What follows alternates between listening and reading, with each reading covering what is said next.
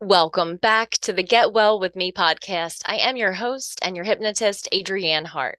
And together we explore the healing powers of our subconscious mind while leaning in towards a healthier lifestyle. And our philosophy here is excellence, not perfection. Today, I wanted to do just a brief little Q&A with you. And I do have access to my chat this time. So for sure, leave me a question if there's something that you want to know personally or about hypnosis. And I'm just going to go ahead and get started with a few questions that have come in over time. One is, what is my definition of hypnosis? And I often say that if there were 100 hypnotists in the room, we'd have 100 different definitions. I often think of hypnosis as a process, often as a state of mind, and often as a philosophy. But personally, the way that I look at hypnosis, and let me just pull over my definition so that I have it right here. It is installing a healthy identity while a person enjoys a dreamlike state. Oh, one moment. There it goes. Okay, sorry guys. I could hear myself talking. That was weird. So yes, installing a healthy identity while a person enjoys a dream-like state. Isn't that awesome? A person can enjoy a dream-like state. They can be drifting and dreaming and be installing the version of themselves that they really want to be. Um, I have also been asked recently in a networking, like, exactly what do you do? So exactly what I do is I am a hypnotist with over 20 years experience. And my two superpowers, one is I hypnotize people to be their healthy weight, literally to be their healthy weight, to try on that identity, to install it. And it is so effective because a person, um, a person who is not a smoker doesn't think about going to get a pack of cigarettes. It's not part of their identity. And in my life, as in yours as well, there's been times where you have shifted your identity, right? Like you may have used to, maybe as a teenager or in your 20s, as, I am a person who stays up late. I am a night owl, right? If that identity is no longer serving you, then hypnosis would be an opportunity to, in a relaxing dreamlike state, to install what it looks like to be a morning person, someone who goes to bed early, who really looks forward to and enjoys and prioritizes their sleep at an earlier hour so that they can have a more productive day. Not saying that that's for you, but if you find yourself in a phase of life where a new identity would serve you better and you can change it on an identity level, there was even a time when I purchased a hypnosis track to be a morning person. And the first 10 times that I listened to it, I laughed because it was so not me. But I was committed to installing this identity because I knew that it would serve me well in my health and in my business. I used to be a person that stayed up late, really late all the time. And I even would say, oh, I catch a second wind after 10 p.m. That's when it's best for me to do my workouts and all of these things. But at a different time in my life, I decided that being a morning person was going to be more valuable. And I was able to install that. I'm actually thinking of doing a hypnosis track about that. So you might see that on the Get Well with Me podcast coming soon. That might allow you to try on what it would be like to be a morning person.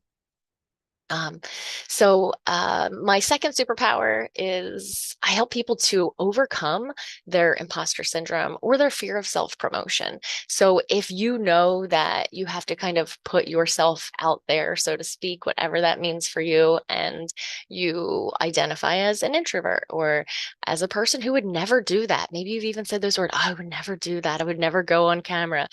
It's totally understandable. Believe me, I've been right there with you. But if you find that it is time to put yourself out there because you have a business or a dream or a purpose or a message, And you need to identify as a confident person that is comfortable expanding their comfort zone in that way. I am amazing at allowing you to try on that identity. And if the subconscious mind is convinced that it is safe and it is beneficial, then the success and the results are inevitable. And that's true for weight. That's true for making any kind of habit shift.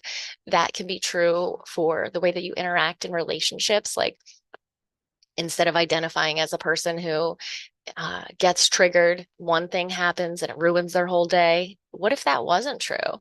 So there is a way to install these different levels of health and of happiness. And what I do is exactly what my podcast says: get well with me, because we are getting well together and none of us have arrived.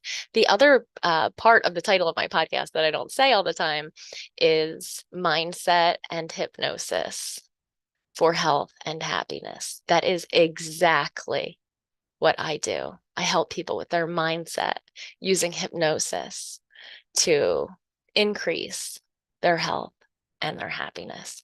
So that's what I do. I hypnotize people. I do it just like this on Zoom, in groups, one-to-one, and on the podcast. They're the three ways to work with me: to tune into the podcast for free and soak up all those free sessions, sleep better at night. Two is to work with me one-to-one, book an appointment.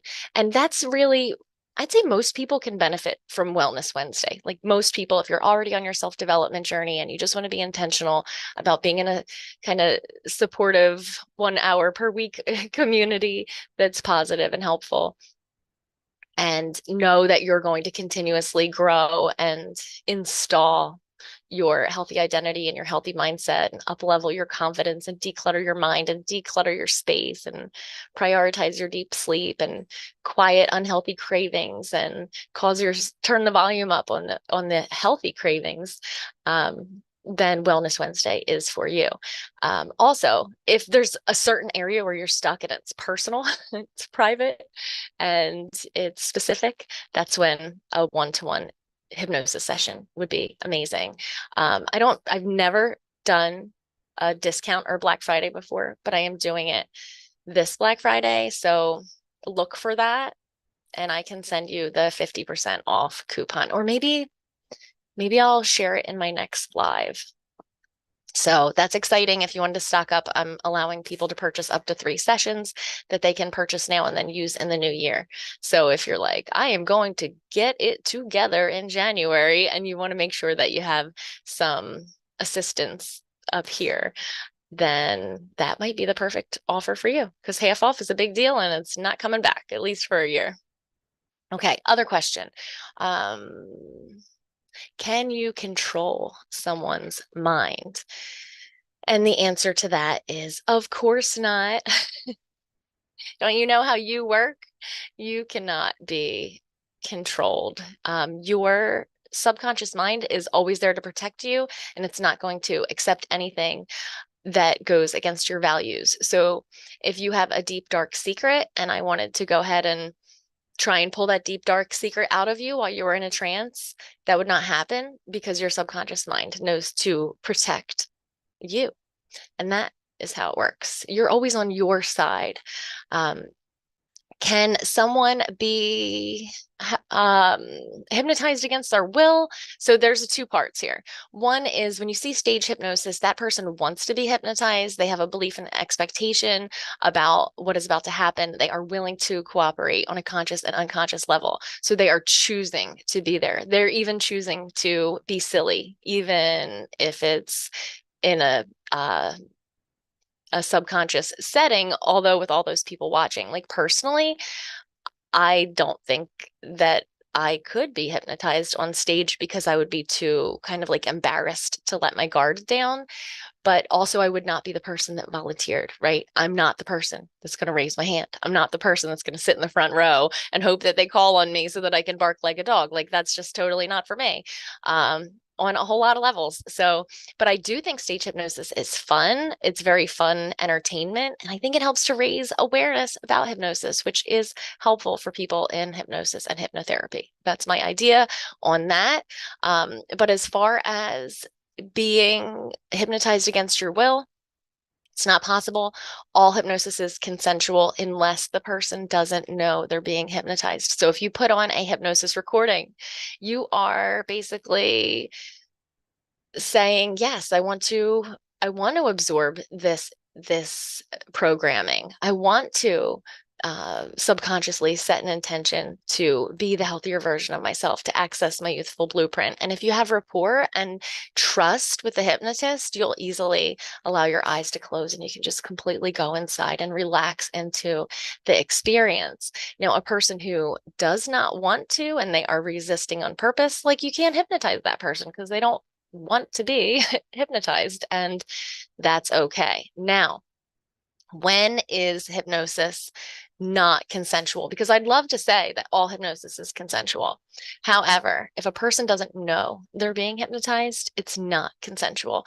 So if a person is watching television and a pharmaceutical commercial comes on and the person kind of like zones into the trance of watching the pretty pictures and listening to, the rhythm and cadence of the commercial voice, and they might have accidentally, unknowingly allowed a sickness, an ailment, and a supposed solution into their subconscious mind because they didn't know they were being hypnotized.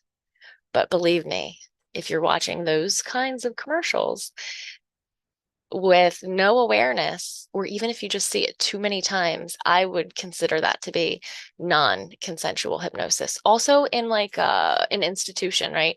Like let's say you're in school, you're okay, I'll stop before I get on a rant about institutions and being unknowingly hypnotized. But that's a perfect example. A young child doesn't realize that their mind is being shaped and molded and programmed into almost exactly who they're going to be for the rest of their life. So, in a way, be responsible with your power when you speak to young children, recognizing that you might say one thing to them that will stay with them for their entire lives. You may say one thing to a young child that becomes a part of their identity. So be careful not to tell kids, like it's a real big pet peeve of mine, actually, when people say, you're a demon child or you're a little monster or you'll never amount to anything, anything that can be construed as on an identity level to a child is really an area that we want to honor and respect and be really careful with. So I hope that I didn't come on too strong there. I really feel very passionately about our ability to install. Kids are basically in hypnosis until they're at least 7 years old, maybe a little bit longer. So we can be telling them when they get a boo-boo that, oh, you heal, you're such a fast healer. Oh, you fell down. Well, it's a good thing. You are so tough. Look at you. Or, oh wow, look at you eating your vegetables. You're growing strong. I can see that you really like to eat healthy food. I see that you really enjoy, nutritious water. But that doesn't make sense, nutritious water. Um, this is the times when I'm on live and I'm like, oh dear, can I please edit this? But essentially installing into a child's mind, recognizing that, yeah, this is non-consensual hypnosis. Having a child, we'll say they're unknowingly consenting to having adults and even children permanently shape their identities. And when I say permanently shape, I don't mean that we don't have neuroplasticity and that these things can't be changed, but it can often be many, many years until a person realizes that there is a part of their identity that is no longer serving them, and how silly it is that they were holding on to something that someone said to them when they were in middle school. Unfortunately for me, I feel like everything that I'm insecure about kind of was installed in middle school, right? And it takes a long time to recognize what's true, what's not true, to filter it through self-compassion and experience. So, recognize the power that you have with your words and use it for a force of good. Okay, next question is, can someone get stuck in a trance? Absolutely not. Even in the deepest sleep, you always wake up. There are those deep sleeps where you kind of joke around and you're like, they're in a coma. They didn't hear the dog barking or they didn't hear anything, right? Like they're completely cataleptic, can't move, totally unaware, basically unconscious. But even in those circumstances, without, let's say, like drugs or something, like I don't know what happens if I've never taken an Ambien or something like that. But like, let's say someone was on a substance that caused them to surrender that deep level of awareness. What I'm getting at here is if a fire alarm goes off, if an emergency happens, even someone that's in that deep of a sleep will wake up because the subconscious mind has a job to do, and that job is to protect, and it does a good job all the time. So if you find that you're in such a relaxing trance and you don't come out of it right away, maybe you sleep through the ending of a hypnosis recording, that's totally okay. You're going to wake up. You're always going to wake up. It's what we're designed to do. I have never heard ever of someone being stuck in a trance. I have been hypnotized, I was going to say hundreds of times, but probably thousands, because if I listen once or twice a day for many, many years, I always wake up. Everybody always wakes up. You don't have to worry about that. It's okay. It's a common misconception. Um, if an okay. Do I use hypnosis myself? I guess I kind of just answered that. Yes, I do use hypnosis myself. I use it at bedtime. Just last night, I thought about what I had to do today. And I thought, what would be the most helpful hypnosis recording I could listen to ensure that I have a great day today? And so I pulled up a recording called something to the effect of silencing or quieting the inner critic. Because to do this, to get on camera and sometimes embarrass myself, I need to not be critiquing myself. So I will often think of what weakness or what strength do I want to improve upon, or what weakness do I want to diminish, and I will pick a recording and I will drift off to sleep and install that while I sleep, because I really do practice what I preach, right? That's what I encourage people to do with the Get Well With Me podcast, and it's something that I have been doing for so many years. I am telling you, if I needed to go to the gym, which I don't really do that anymore. I have different ways of moving my body in healthy ways. And I don't just kind of get on the elliptical anymore. But there was a time when I would just listen to a go to the gym hypnosis and program myself to go to the gym, and that worked. There were times that I wanted to drop a few pounds and I would listen to some Lighter You hypnosis sessions. There have been times that I wanted to supercharge my abilities at my job or my career, or convince myself that it was safe to put myself on the internet and show up and make positive content, knowing that some people don't like it, knowing that some people think I'm a huge nerd and totally judge me for being a hypnotist and all of those things. Sometimes we have to communicate with our subconscious mind in a way that allows us to show up as the person that we really want to be. And I know if you listen to the Get Well With Me podcast, that you are becoming more and more the person that you really want to be. And I'm proud of you for that. And I'm proud of you for being intentional with that. Other times that I use hypnosis is in the morning. So think about this. Last night, I programmed myself to quiet the inner critic.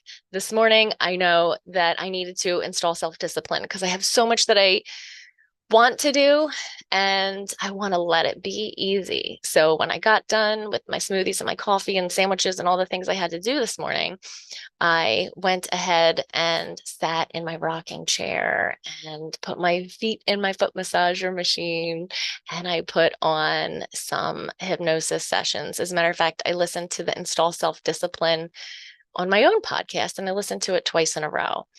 And also, I want to let you know that whatever level of trance that you experience, like sometimes I'll just go, I mean, sometimes I'll go into a REM and I'll just be kind of in a state that people would expect hypnosis to be.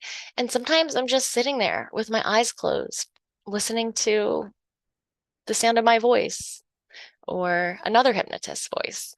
And that might just be as deep as I'm willing to go or that I can go at that time. And that's okay because your subconscious mind is always listening. So, um, that is the last question that I have planned for this very brief Q&A. I just wanted to show up. I'm looking at the chat. Like if you're out there, say hi.